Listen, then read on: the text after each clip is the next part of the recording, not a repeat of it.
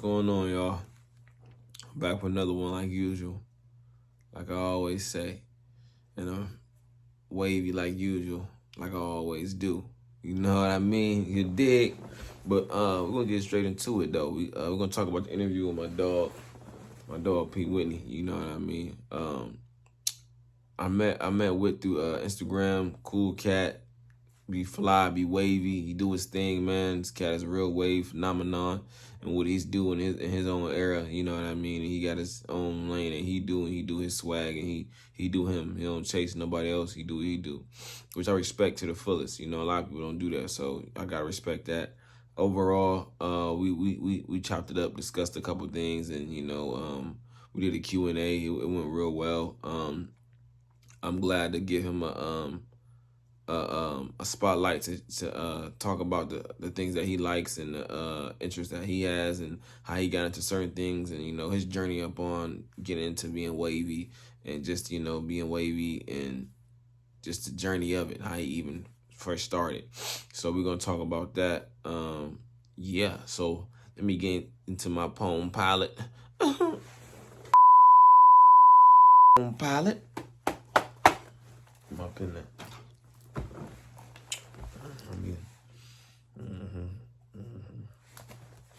I know, like I said before, these interviews, I be doing real interviews, okay? I can't remember everything, but that's why I got to write it down. Yep, let's get into that. Okay, let's get to, almost forgotten. Put this down again. As I can see him waving like usual, got the camo hat on, you feel me? Got the desert camo hat, desert camo jacket, you know what I mean? You know how I get smooth desert camo pants on, you feel me? You know what I'm saying? White waffle knit, you know what I'm saying? What else do I have my belt on, I ain't got no belt on. What desert camo pants on, then I got the yutters on, you know what I mean? Just some Queens bridge, you know what I get, man. Just some, just some uptown, you know what I mean? That's all that is. Just some cool, you know what I mean? Some cool, that's all it is. Desert camel, just good colors, man. It's good to have that cameled up, top to bottom. You know what I mean? Put some swag into it. Back to okay. All right. Ow, dropped my pen. All right, so my dog P. Whitney, we're gonna go over a series of questions I asked him. So, the first question: what made him get into streetwear? Basically, what I got from it was that Whit had a taste for Jordans, and once he got his first taste for Jordans, it started to make him open his horizon on just being wavy because he wanted to start wearing clothes to match the shoes because.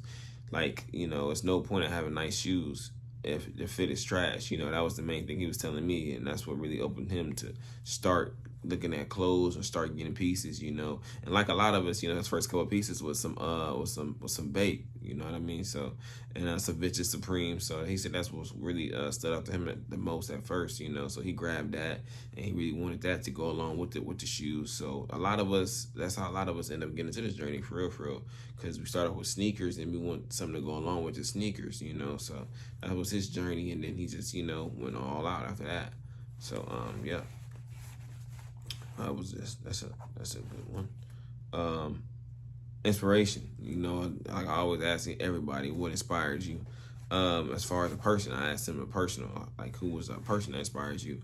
And overall, he gave me a pretty good influence, you know what I mean? Or pretty good influencer and a person that's pretty good at inspiring people.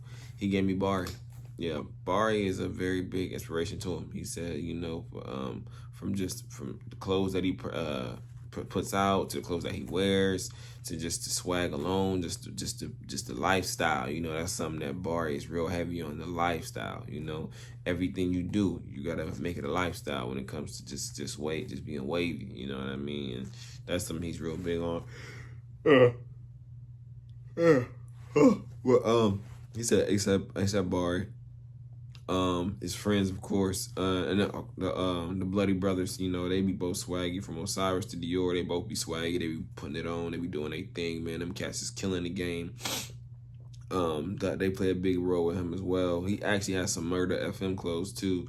That Bloody actually responded to one of them and commented on the picture of Wit. So I seen that was fire. So he said them too. So yeah, they play a big role as well.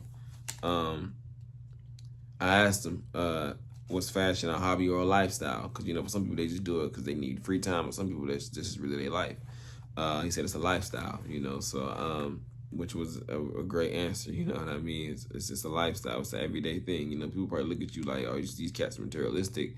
But, but in real life, it's really just being a connoisseur, you know what I mean? And it's just really liking nice things, and that's all it is, Everybody got their own thing that they enjoy at a high rate, Feel me? It's a lifestyle. Every fucking thing you do, make sure you come outside like you about to see your ex. Yeah. You feel me? Know what I mean? I asked him, how did you end up becoming a fan of Bari? And remind you, I'm asking these questions because I already knew prior to the interview that he was a big fan of Bari just from the clothes that he wears and just the influence he has from even basically like his aesthetic, Even if you go on his page, you can tell he just is a big Bari fan, and you can tell he's really into the lifestyle of just being wavy, But he gave me a pretty broad answer, like a lot of people, he got into music at first, and he started to get into rap, and once he started to dig into it, he started to find out, a lot more about it. He became a fan of A$AP Rocky, and that led to him seeing Bari and seeing V-Lone, and him being a fan of it in a way, because he said at first he wasn't too fond of it, not discrediting it, but he just didn't think it was all that at first, But he ended up buying a pair of some V-Lone rhinestone jeans, and he said from there that's what put him over the top. He said after that he just started buying V-Lone like crazy, And that's all it takes. It just take that one time. You get something you like one time, and you like it, you like, oh yeah, I need to feel this again, because it's an amazing feeling. Like even just buying the clothes, it's like it's amazing. Like you put it on, it just make you feel better. A lot of people like to say they buy clothes just to look good, but it's more than that. It's really just a feeling, because I could get fly in the house. Like right now, I feel wavy, and I just got on a desert camel set, and I feel wavy, and I'm in a house. Ain't nobody in here. But it's a feeling, you know what I mean? And that's a real thing, Even when I go out, I know if I feel wavy, I'm cool. I just talk better. I'm more louder. I'm more me. I'm more social. And I'm not even a talking guy, but it's just more of a confidence thing and it reminds you, you make the clothes, of course, but it's a very big thing, you know what I mean? But like I said before, with the V-Lone, he ended up getting a piece of it, and it just became an addicting thing for him. He started getting more V-Lone, and made it a lifestyle. You know what I mean? And that's something he's a real big fan of now, and that's what he does. It's just a lifestyle for him. Yeah. So after that, he went crazy. Okay, I asked him his favorite brand streetwear wise, which I wasn't surprised by the answer. He gave me, it was pretty hard for him. He says, you know what I mean, but I think he was being honest because there's so many great streetwear brands, you know what I mean. But overall, he gave me Endless. Endless is an amazing brand. They got a pretty good direction. It's Bari's brand. They got a real good direction of what they doing. Hopefully they continue to put out amazing pieces, him and his team, and they continue to do their thing. Luxury wise, he said LV. I didn't know where he was gonna go luxury because I didn't know because some people you really can't tell, but he went LV. The main reason why he said was because of course Virgil, and he said the past collection that Tyler did was amazing. How Pharrell of course did the collection, but he let Tyler get input on his own little collection as well, and I guess it's a real good collection. Whitney said, so I'm gonna have to look at that, take a look at it. I seen a little bit of it. I really wasn't looking too much into it, but I'm gonna look into it some more, and we'll probably do a review on it. But yeah, so the next question was, I asked him the direction of streetwear. Where do you see it going, and like what do you think is the next big thing? Not saying like what's gonna be everybody wearing it, but what's gonna be like 6 months from now? Or these, what I'm saying, this is some new stuff, or this is a new trend people doing for a little minute, you know what I mean?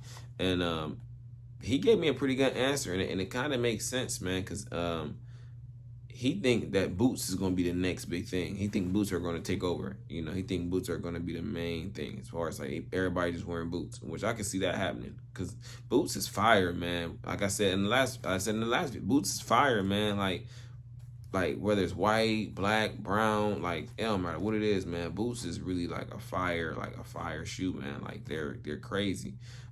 He said the boots, and then also he mentioned skinny jeans. And I was thinking about this not too long ago. You know, he thinks that skinny jeans will come back, which I do think they will too. He doesn't think it'll happen in 2024 because he think 2024 we're going to stay baggy, which I can see happening because, you know, baggy is just, you know, I think to me baggy is a comfortable feeling, but I agree with him. I think baggy is going to be here for like at least 2 more years or at least a year and some change. So, yeah, but he thinks skinny jeans is gonna be the next. It's gonna come back. He don't know who's gonna do it. Whether it's Atlanta, because you know they were doing their thing with it. New York or Cali, you never know. He doesn't know who's gonna bring it back, but eventually it'll come back. And I think it will. I think LA will bring it back. I think LA will bring it back. Okay, that's a check. Okay. Oh, I asked him, does he have plans on starting his own brand? He said yes, he does. He actually sent me one of the pictures of the brand. The brand low-key looked tough. He probably gonna start getting more search and everything done, you know what I mean, which takes time. But the brand is called Penance Da. Yeah, P-E-A, oh, not P-A, I'm fried. P-E-N-A-N-C-E Da, as in D-I-E, Penance Da. It's the name isn't that bad. It's something different I never heard before. So that shows you his individualism right there. So he's doing what he wants to do and doing his own thing. So that's always a plus, right? I asked him what are some of the artists he's listening to right now, or just music that he's listening to, because you know everybody, you know, got their own taste. He gave me a pretty honest answer, to be honest. He said really everything, you know. He listened to Memphis a lot, which I was kind of surprised by that. He listened to Memphis a lot. He listened to Sosa. He be listening to that new She Keep album that dropped with Mike Will. He be listening to that a lot, which is fire. That's really, of course, you know, everybody listens to like, you know, what's popping at the moment, but Thug, you know, he said Thug played a big role in everything from swag to music. He listened to Thug, and actually I've been on Thug heavy, and ain't nobody really been talking about Thug because he locked up. But I ain't gonna lie, bro, I've been off that Slime season 2, man, and it's been fire, man. This is like a real conversation. Me and him was happy. We was literally talking about Slime season 2, and he's like, man, my favorite song on there, take that shit to trial, and that's crazy. He locked up right now, man. So free Thug. And Wood said the same thing, free Thug. So, you know, get him out of there and so he can hear some more stuff and get back to his family, man. And, you know, but that was something we talked about for a little minute. We almost forgot about the Q&A because we started talking about it so much. But, yeah. So, that's the check. Okay. The next question I asked him is, where do you see yourself with fashion within the next couple of years? You know, because a lot of us, we try to live for the moment, which is always a good thing, but sometimes we want everything about the future. And he gave me a answer to where you can tell he might have sat down and thought about where he will be, you know what I mean, and probably try to, you know what I'm saying, think about how can he picture himself. He gave a great answer though. He said hopefully, you know, his brand will be on and established by then, you know, and well thought out by people of human society, and that they end up liking the brand, and just, you know, that he ends up doing very well with it, and that, you know, he's able to take care of himself and take care of his family from the brand, and that he's able to make a living off the things he loves to do, which is like the American dream we all want, you know what I mean? So that was a pretty dope answer, you know, because, you know, we all want to find something we love and let it be us, you know what I mean? So I asked him also any encouraging words for younger generation or anybody, you know, going through something that really wants to, you know, trying to figure it out, you know. And he actually inspired and motivated me, you know, to go harder with what I'm doing with this, and just me taking fit pictures and clothing in general, you know, really, you know, he said, whatever you love, you know, like, let that be it, you know what I mean? Like, work as hard as you can, chase your dream. Don't let nothing stop you from chasing your dream. Work your ass off. And you know, if you're young, work even harder, take the risk, you know. While you're young, work even harder, you know. Just chase your dream. Don't let nothing get away your dream. Also, get that money. Go get that money. Don't let nothing stop you from getting that money, which I agree 1,000%. Go get that money. Chase that paper. and your dreams, you know what I'm saying, everything gonna manifest and you'll be all right, you know what I mean? That was the main thing. We just was talking about that for like 10 minutes, you know. We really was having a good discussion, you know. That was his main thing, is just really chase that dream, don't stop no matter what's going on, and really do whatever you like and do whatever you want to be. Don't let nobody define you, you define yourself. And a lot of men don't hear that from their brothers all the time, you know what I mean? So that was a good conversation me and him had, and it was just some real stuff he was saying, you know what I mean? So that just shows you he's a genuine guy. You know what I mean? Now this last part is where we it gets real, you know. So all right, I say okay. So we always do brand versus brand for the last part, right? And with I knew these were going to be hard to do, so I knew I could do these brands. So I said V-Lone versus Endless. Right, it's a lot of you guys that are V-Lone lovers and Endless lovers. It's a hard conversation for you guys, you know, and it was hard for Wit. He gave me the best answer that he could. Honestly, it's just his words. Honestly, it's like the old child versus the new child. You know, you don't know which one you want to pick. You know, you love all your kids equal. So, but overall, it was hard for him. He couldn't. It took him a while to even give an answer. But overall he said he loves both of them. But he would have to say Endless. He had to say Endless. Right now he would say Endless, and overall he would say Endless. But he loves V-Lone and he loves Endless. You know. And speaking of both the brands, man, this cat Wit has a ton of V-Lone. And I'm not just saying like, you know, how cats just got V-Lone shirt. No, this guy is the real deal. He is the real deal.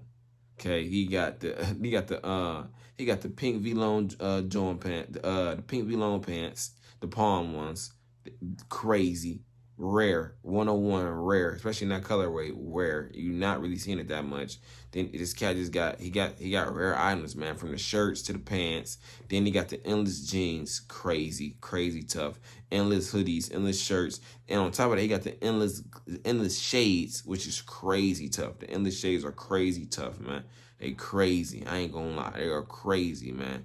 Wit got a lot of gear that's like one-on-one pieces, man. I ain't gonna lie. If you went to Endless and you like V-Lone or you just a fan of BARI brands, you need to holler at Wit, man. Wit got whatever you need, man. He got it. He got the rare stuff. He got it.